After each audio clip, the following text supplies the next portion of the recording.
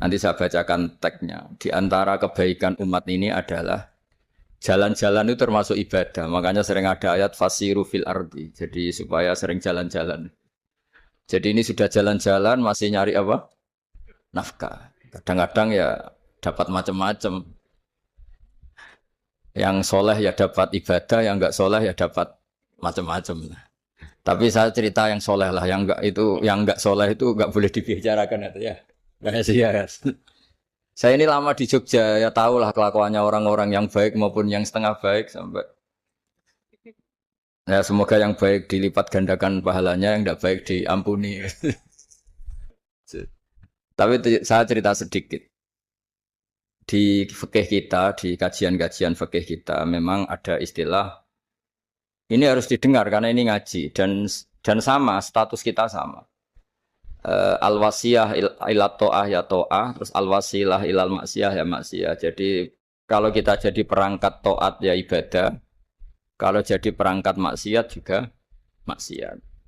Sehingga di ilmu medis maupun di jasa online atau ojek atau apa, misalnya pertanyaannya, kita pekerja paket profesional, boleh ndak ngantarkan paket narkoba? Ya jawabannya tentu ndak boleh, karena bukan masalah pekerjaannya, tapi yang diantar adalah sesuatu yang haram.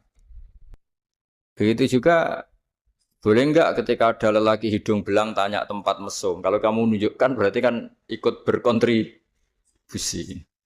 Ya kamu bisa meneruskan gimana hukumnya mengantar gitu misalnya. Nah, kiai juga sama sebetulnya. Kiai juga bisa dimanfaatkan orang yang macam-macam untuk kekuatan yang macam-macam. Jadi hukum ini sama, kamu tidak usah tersinggung misalnya. Kalau di fikih biasanya disebutkan menjual pedang pada begal juga enggak boleh karena digunakan yang tidak baik. Begitu juga misalnya apapun profesionalitas kita, misalnya paket, kita nganter ke paket yang apa? Paket ganja misalnya. Fikih ini harus kamu ketahui dulu sehingga hukum turunannya, ingat Allah misalnya, ini bisa kena. Kita tidak boleh ingat Allah dalam keadaan maksiat yang enggak diridani Allah.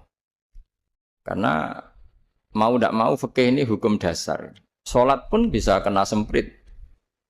Misalnya kita sholat karena tugas, bukan karena lillahi ta'ala.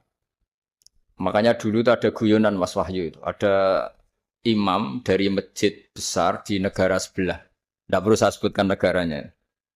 Itu cerita, imamnya itu digaji 100 juta per bulan. Datang ke Surabaya gitu. Muadzinnya itu digaji 75 juta. Keren. Terus ngerti imam di Indonesia naik ontel, sudah watuk naik ontel, nggak ada yang gaji, musolanya jelek, terus udah ada jepit, ya udah dia kerasan di musola karena sering dimaki-maki istrinya, udah. Jadi itikafnya itu ya sambil menghindar, itu bukan makanya banyak masjid Indonesia itu banyak yang itikaf karena di rumah ada betah, sudah diomelin nggak ada AC-nya, sekarang masjid banyak banyak AC-nya kan. Kamar mandinya juga gitu, di rumah sama di masjid bagus. Di masjid.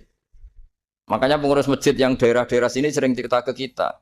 Kudune ngising ning omah Gus Mlayune moro masjid karena itu cerita. Indonesia itu negara yang enggak bener katanya. Imam dan muadzin tidak digaji. Terus dia cerita-cerita kebaikan negaranya dan buruknya negara kita. Lama-lama kiai itu mangkel. Kiai Indonesia itu kan cerdas-cerdas, meskipun jarang yang kaya tapi cerdas-cerdas. Dia muji negara. Lama kalahnya itu dibeginiin sama Kiai Indonesia. Makanya kamu sholat terus ya, takut potong gaji. Artinya kalau dia jadi imam karena digaji, efeknya adalah dia kalau bolos itu takut. Nanti kan dipotong gaji. Lama-lama kalau sering bolos di PHK. Gitu.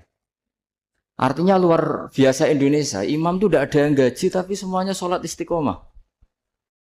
Berarti kita ini top. Datang ke masjid jadi imam tanpa ada yang gaji. Top mana?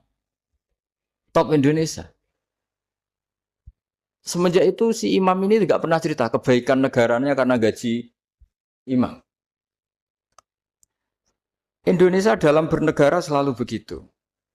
Ketika kita tidak punya solusi transportasi, ada saja pihak-pihak swasta atau investor yang ingin ingin menanamkan modal di investasi Grab dan sebagainya. Tapi saya tetap sebagai kiai mengingatkan status hukum fikihnya.